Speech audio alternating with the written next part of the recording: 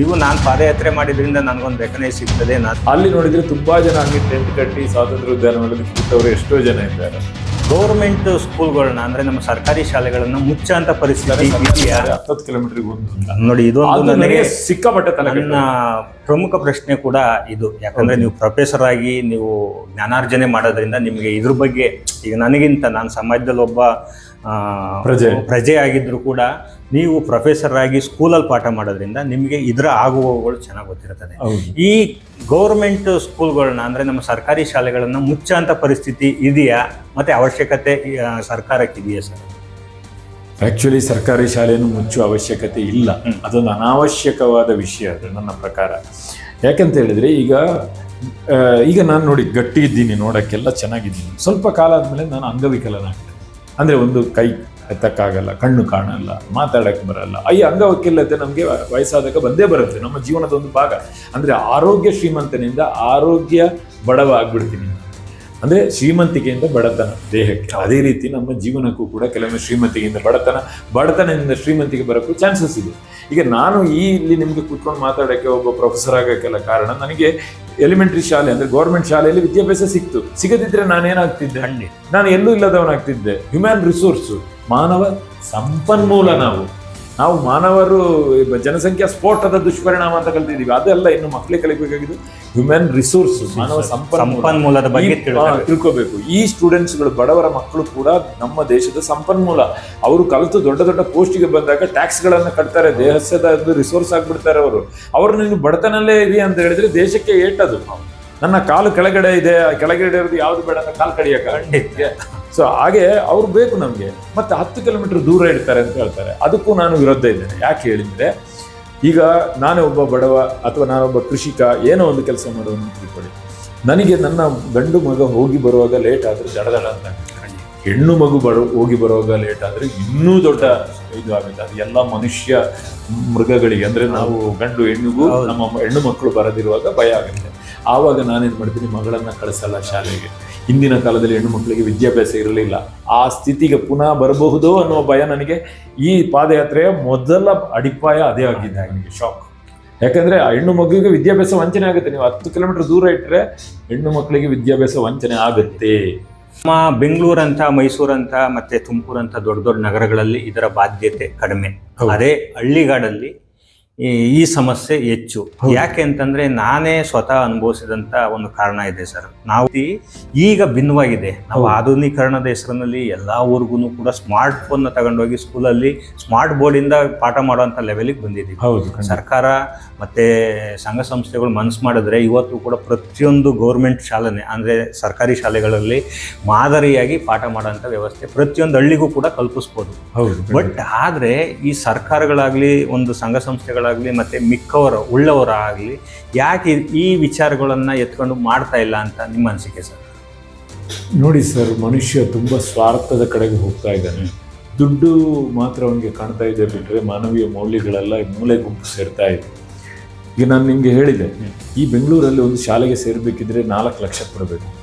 ಒಬ್ಬ ಮನುಷ್ಯನಿಗೆ ಇರೋದು 2 ಕಿಡ್ನಿ. ಒಬ್ಬ ಬಡವನಾದ್ರೆ 2 ಕಿಡ್ನಿ, ಶ್ರೀಮಂತ ಒಂದೇ ಆರ್ಗನ್ ಸರ್. ಅವನು ನಾಳೆ ಒಬ್ಬ ಬಡವನಿಗೆ ಈ ರೀತಿ ದೂರ ಸರ್ಕಾರಿ ಶಾಲೆಗಳಾದಾಗ ಅವನಿಗೆ ವರ್ಷಕ್ಕೆ ಅವನ ಮಗುನ ಸೇರಿಸ್ಬೇಕಿದ್ರೆ ವರ್ಷಕ್ಕೊಂದು ಕಿಡ್ನಿ ಮಾರಕ್ಕಾಗಲ್ಲ, ಇರೋದು ಒಂದೇ ಕಿಡ್ನಿ. ಆ ಸ್ಥಿತಿಗೆ ಅವನು ಬರ್ತಾನೆ. ಆವಾಗ ಏನಾಗುತ್ತೆ, ಅವನಿಗೆ ವಿದ್ಯಾಭ್ಯಾಸ ಬೇಡ ಅಂತಾಗುತ್ತೆ. ಅವನು ಒಂದು ಅಂಗುಟಾ ಚಾಪ್ ಅಂತ ಹೇಳ್ತಾರೆ ಹಿಂದಿಯಲ್ಲಿ, ಬರೀ ಹೆಬ್ಬೆಟ್ಟು ಬಿಡ್ತಾನೆ ಅಂತ. ಈ ಕೆಲವು ಸ್ವಾರ್ಥ ಗಣಗಳಿಗೆ, ಮನುಷ್ಯ ಗಣಗಳಿಗೆ, ಅವರಿಗೆ ಇನ್ನೊಬ್ಬರ ಮನುಷ್ಯರ ನೋವು ಅವ್ರನ್ನ ಮೇಲಕ್ಕೆ ತರಬೇಕು ಅನ್ನುವಂಥ ಭಾವನೆ ಇಲ್ಲದಿರುವುದೇ ಈ ಒಂದು ಸ್ಥಿತಿಗೆ ಕಾರಣ. ಅದು ನನಗೆ ರಾಜಕಾರಣಿಗಳಿಗಿಂತ ಇಲ್ಲಿ ಬ್ಯೂರೋಕ್ರಾಟ್ಸ್ ಮೇಲೆ ನನಗೆ ತುಂಬ ಸಂಶಯ ಇದೆ.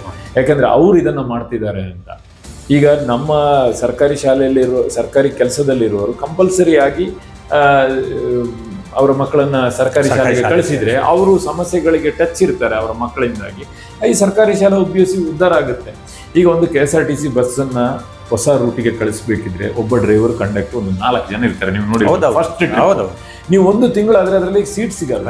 ಮತ್ತೆ 1 ತಿಂಗಳಾಗುವಾಗ ಡೋರಲ್ಲಿ ನೀವು ಹಿಂಗೆ ಕೂತ್ಕೋಬೇಕಾಗುತ್ತೆ. ಅಂದ್ರೆ ನೀವು if you are giving a best service, ನಿಮ್ಗೆ ಜನ ಬಂದೇ ಬರ್ತಾರೆ. ಸರ್ಕಾರಿ ಶಾಲೆ ಹಾಳಾಗ್ಲಿಕ್ಕೆ ಕಾರಣ ಟೀಚರ್ಸ್ ಪಾಠ ಮಾಡ್ತಾ ಇಲ್ಲ. ಅಂದ್ರೆ ಟೀಚರ್ ಪಾಠ ಮಾಡಕ್ಕೆ ಇಷ್ಟ ಇದೆ ಅವರಿಗೆ. ಬೆಳಿಗ್ಗೆ ಎದ್ದು, ಈಗ ನಾನೊಂದು ಶಾಲೆಗೆ ಹೋಗಿದ್ದೆ, ಒಂದು ಎಕ್ಸ್ ಅಂತ ಊರಿದೆ, ಯಾಕಂದ್ರೆ ಅದು ಹೇಳಿದ್ರೆ ಫೋಟೋ ತೆಗಿಯಕ್ಕೂ ನನಗೆ ಬಿಟ್ಟಿಲ್ಲ.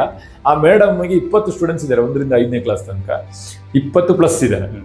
ಆ ಲೇಡಿ ನಾನು ಮಧ್ಯಾಹ್ನ ಅಲ್ಲಿ ರೀಚ್ ಆದಾಗ ಆ ಲೇಡಿ ಹೆಂಗಿದ್ದಾರೆ ಅಂದ್ರೆ ಫುಲ್ಲು ಸುಸ್ತಾಗ್ಬಿಟ್ಟಿದ್ದಾರೆ, ಮುಖ ಎಲ್ಲ ಬೆವರು ಬಿಟ್ಟಿದೆ. ಬೆಳಿಗ್ಗೆ ಅನ್ನ ಬೇಯಿಸೋದು, ಮೊಟ್ಟೆ ಬೇಯಿಸೋದು, ಮೊಟ್ಟೆದ ಚಿಪ್ಪೆ ತೆಗಿಯೋದು, ಸಾಂಬಾರು ಮಾಡೋದು, ಇದೆಲ್ಲ ಆ ಕೆಲಸ ಆ ಲೇಡಿ ಮಾಡ್ತಿದ್ದಾರೆ. ನಾನು ಕೇಳಿದೆ ಇಲ್ಲಿ ಕೆಲಸಕ್ಕೆ, ಸರ್ 1-2 ದಿನ ಬಂದಿದ್ರು, ಅವ್ರಿಗೆ ಇದು ಇಷ್ಟ ಇಲ್ಲ ಅಂತ ಹೋದ್ರು, ಕೆಲವರು ಬರ್ತಾರೆ ಹೋಗ್ತಾರೆ, ಬಟ್ ಮಕ್ಕಳಿಗೆ ನಾನು ಆಹಾರ ಕೊಡ್ಬೇಕಲ್ಲ ಅಂತ ಹೇಳಿದೆ. ಅವ್ರು ಹೇಳಿದ್ರು. ಆಮೇಲೆ ಏನ್ ಮಾಡ್ತೀರಾ ಅಂತ ಕೇಳಿದೆ. ಆಮೇಲೆ ಇದ್ರದ್ದು ಏನದು SDMC ಅದ್ರದ್ದೇನೋ ಎಂಟ್ರಿ ಮಾಡಬೇಕು, BO ಹೇಳಿದೆಲ್ಲ ಎಂಟ್ರಿ ಮಾಡಬೇಕು, ಇದೆಲ್ಲ ಆಗತ್ತೆ ಅಂತ. ನಾನು ಕೇಳಿದ ಒಂದೇ ಒಂದು ಕ್ವಶನ್, ನೀವು ಯಾವಾಗ ಪಾಠ ಮಾಡ್ತೀವಿ? ಯಾಕೆಂದ್ರೆ 1ನೇ ಕ್ಲಾಸ್ನ ಮಕ್ಕಳು ಸ್ವಲ್ಪ, 2ನೇ ಕ್ಲಾಸ್ ಮಕ್ಕಳು ಸ್ವಲ್ಪ, 3ನೇ ಕ್ಲಾಸ್ ಮಕ್ಕಳು ಸ್ವಲ್ಪ, ಹಿಂಗೆ ಈ 5 ಕ್ಲಾಸಿಗೂ ಸಪ್ರೇಟ್ ಆಗಿ ಯಾವಾಗ ಪಾಠ ಮಾಡ್ತೀರಿ ಅಂದ್ರೆ ಅವ್ರು ನಗ್ತಾರೆ. ಅಂದ್ರೆ ಒಂದು ಮನುಷ್ಯನ ಸೈಕಾಲಜಿಕಲ್, ಮಾನಸಿಕ ಇದು ತರ ನೋಡಿದ್ರೆ, ನಾನೊಂದು ಹಳೇ ತಮಿಳ್ ಮೂವಿ ನೋಡಿದ್ದೆ, ಅದರಲ್ಲಿ MGR ಒಂದು ಬೋನಲ್ಲಿ ಹಾಕ್ತಾರೆ, ಅವನು ಬೆಂಡಾಗಿ ನಡೆಯೋದು, ಅವನು ದೊಡ್ಡವನಾದ್ಮೇಲೆನೂ ಹಂಗೆ ನಡೀತಾನೆ. ಬೇರೆಯವರು ಸ್ಟ್ರೈಟ್ ಇದ್ದಾರೆ, ಅವನಿಗೆ ಸ್ಟ್ರೈಟ್ ನಡೆಯುವ ಮನಸ್ಸೇ ಬರೋದಿಲ್ಲ ನಡೆಯಕ್ಕೆ, ಯಾಕಂದ್ರೆ ಅವನು ಕಂಫರ್ಟ್ ಆದ ಅದರಲ್ಲಿ. ಈ ಟೀಚರ್ ಹತ್ರ ನೀವು ಯಾವಾಗ ಪಾಠ ಮಾಡ್ತೀರಿ ಅಂದ್ರೆ ನಗ್ತಾರೆ. ಅಂದ್ರೆ ಅವರು ಇಂಗ್ಲಿಷಲ್ಲಿ ಹೇಳಿದ್ರೆ, she is happy with her other works rather than teaching. ಪಾಠ ಮಾಡೋದು ಬಿಟ್ಟು ಅವರು ಬೇರೆದ್ರಲ್ಲಿ ಖುಷಿ ಪಡ್ತಿದ್ದಾರೆ. ವ್ಯವಸ್ಥೆ ಹಣಕಾಸು ಈ ರೀತಿಗೆ ಒಬ್ಬ ಟೀಚರ್ನ ತಗೊಂಡ್ಬಂದಿದ್ದಾರೆ ಒಂದು ಬ್ಯೂರೋಕ್ರಾಟ್ಸ್ಗಳು. ಅಂದ್ರೆ ನಾವು ಏನ್ ಮಾಡೋದು? ನಮ್ಮ ಮಕ್ಕಳನ್ನು ಕಳ್ಸಕ್ಕಾಗುತ್ತಾ? ಆಯ್ತು, ನನಗೆ KSRTC ಬಸ್ ತರ ಇವರು ಒಂದೊಂದು ತರಗತಿಗೆ ಒಂದೊಂದು ಟೀಚರ್ ಹಾಕಲಿ. 7ನೇ ಕ್ಲಾಸ್ ತನಕ ಒಂದು ಸ್ಕೂಲ್ ಇದ್ರೆ 7 ಟೀಚರ್ ಹಾಕಿ, ಅಲ್ಲಿರುವ ಡೆಸ್ಕ್ ಬೆಂಚ್ಗಳನ್ನು ಚೆನ್ನಾಗಿ ಮಾಡಿ, ಎಲ್ಲ ರೀತಿಯ ಸೌಕರ್ಯ ಕೊಡಿ. ಯಾಕೆ ಕೊಡೋಕ್ಕಾಗಲ್ಲ? ಆ ಜಾಗೆಗೆ ಬಾಡಿಗೆ ಕೊಡಬೇಕು ಹೇಳಿಲ್ಲ, ಅದನ್ನು ಪರ್ಚೇಸ್ ಮಾಡುವಂಥದ್ದಲ್ಲ, ಗೋಡೆಗಳು ನಮ್ಮದೇ, ಅಲ್ಲಿ ಬರುವ ಕೆಲಸಕ್ಕೆ ಬರುವ ಟೀಚರ್ಸ್ಗಳಿಗೆ ಟ್ಯಾಕ್ಸ್ ಕೊಡೋದು ನಾವೇ ಅಲ್ವಾ? ಈಗ ಪಕ್ಕದ ಒಂದು ರಾಜ್ಯದ ಹೆಸರು ಹೇಳಿದ್ರೆ ಬೈತಾರೆ. ಆ ರಾಜ್ಯದಲ್ಲಿ ಸರ್ಕಾರಿ ಶಾಲೆಯಲ್ಲಿ ಸ್ಟೂಡೆಂಟ್ಸ್ ಫುಲ್ ಆಗ್ಬಿಟ್ಟಿದ್ದಾರೆ. ಯಾಕೆ? ನಮ್ಮಲ್ಲಿ ಯಾಕೆ ಆಗ್ತಾ ಇಲ್ಲ? ಅಂದ್ರೆ ಗಮನ ಕೊಟ್ಟು ಮಾಡಿದ್ರೆ ಖಂಡಿತ ಆಗುತ್ತೆ. ನಮ್ಮ KSRTC ಏಷ್ಯಾದಲ್ಲಿ ನಂಬರ್ 1. ಯಾಕೆ ಬೇರೆ ಯಾವುದು ನಂಬರ್ 1 2ಗೆ ಆದ್ರೂ ಬರ್ತಾ ಇಲ್ಲ? ಯಾಕಂದ್ರೆ ಡೆಡಿಕೇಶನ್ಸ್ ಬೇಕು ಅದರಲ್ಲಿ. ಬ್ಯೂರೋಕ್ರಾಟ್ಸ್ಗಳ ತಪ್ಪಿದು. ರಾಜಕಾರಣಿಯ ವ್ಯಕ್ತಿಗಳಿಗೆ ಇದು ಗೊತ್ತಾಗೋದಿಲ್ಲ. ಅವರು 5 ವರ್ಷನೋ 3 ವರ್ಷನೋ ಈಗೆಲ್ಲ 2 ವರ್ಷಕ್ಕೆ ಇರ್ತಾರೆ, ಬರ್ತಾರೆ ಹೋಗ್ತಾರೆ ಅಷ್ಟೇ. ಆ ಬ್ಯೂರೋಕ್ರಾಟ್ಸ್ಗಳು ಇದನ್ನೆಲ್ಲ ಹಾಳು ಮಾಡ್ತಾ ಇರೋದು ಅಂತ ನನ್ನ ಒಂದು ಭಾವನೆ. ಇಲ್ಲ ಸರ್, ಇದು ನಿಜವಾದ ಸತ್ಯ ಕೂಡ. ಕೃತಕ ದೀಪ ಕತ್ತಲಲ್ಲಿ ಕಳೆದು ಹೋಗದಂತೆ, ಸೂರ್ಯ ಚಂದ್ರ ತಾರೆಯಾಗಿ ಹೊಳೆದು ಬಾಳುವಂತೆ.